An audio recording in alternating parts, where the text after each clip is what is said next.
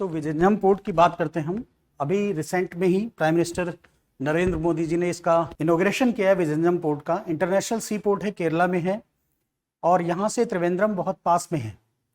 सबसे बड़ी बात यह है कि ये पोर्ट जो है ना एक इंटरनेशनल पोर्ट है और ट्रांसशिपमेंट के लिए यूज़ किया जाएगा। अभी तक हम क्या थे कि या इंटरनेशनल जो शिप्स आते थे, क्योंकि उनका साइज़ बहुत बड़ा होता है, तो साइज़ बड़ा होता है, उसके लिए डीप पोर्ट की ज़रूरत थी।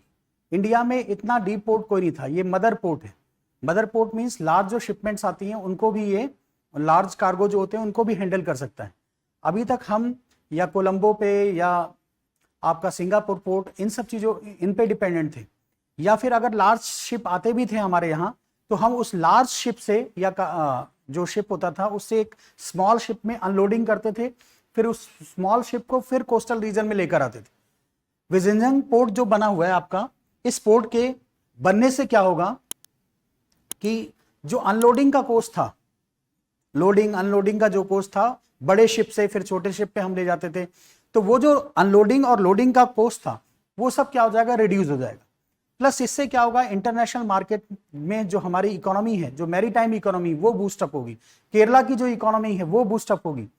लेकिन ये पोर्ट बहुत ईजिली नहीं बना है। अगर इसको देखा जाए तो ये अगर पोर्ट आप देखेंगे तो एल शेप में बना हुआ है, और इसको क्योंकि जो आप अगर केरला के पास में देखेंगे तो ओशियन की जो डेप्थ है, जो लार्ज कार्गो पे हैंडल करने के लिए चाहिए, वो 1 किलोमीटर दूर तक जाने पे मिलती है। कोस्टल रीजन से जब आप 1 किलोमीटर दूर जाते हैं तो वहां पे मिलती है।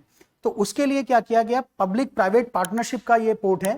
इसमें अदानी कंपनी और स्टेट गवर्नमेंट और ये सब गवर्नमेंट ने मिलकर बनाया है इसको।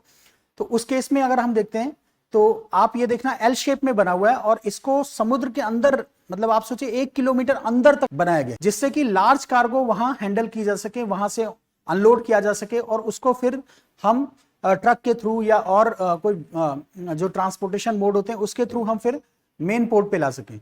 ये पोर्ट एक तरह का मदर पोर्ट होगा, और आने वाले टाइम में ये इंडियन इकोनॉमी को बूस्ट करेगा, मैरीटाइम इकोनॉमी को बूस्ट करेगा। जो हमारी डिपेंडेंसी थी अदर पोर्ट्स पे, मदर पोर्ट्स के लिए हम दूसरी कंट्रीज पे डिपेंडेंट थे, सिंगापुर पोर्ट पे डिपेंडेंट थे, या कोलंबो पोर्ट पे, या जलेबली जो पोर्ट था उन पे डिपेंडेंट थे, उस पर डिपेंडेंसी हमारी कम हो जाएगी। लेकिन इंडिया के लिए सिर्फ एक पोर्ट सफिशिएंट नहीं रहेगा, ऐसे हमें बहुत सारे पोर्ट्स की जरूरत है।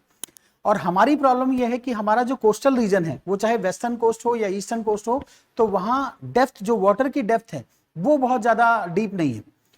इसके लिए, क्योंकि लार्ज जो वेसल्स होंगे या लार्ज जो कार्गो होते हैं उनको हैंडल करने के लिए हमें डीप सी की जरूरत होती है।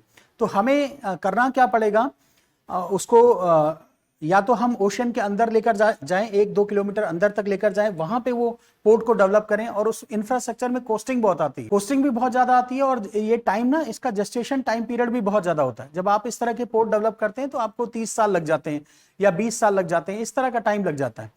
तो आपको वायबिलिटी, क्योंकि सरकार को उस प्राइवेट कंपनी को या जो भी कंपनी उसको कंस्ट्रक्ट कर रही है उसके लिए सपोर्ट भी करना पड़ता है। वायबल गैप फंडिंग बोला जाता है, वायबल गैप फंडिंग के थ्रू इसको सपोर्ट भी करना पड़ता है।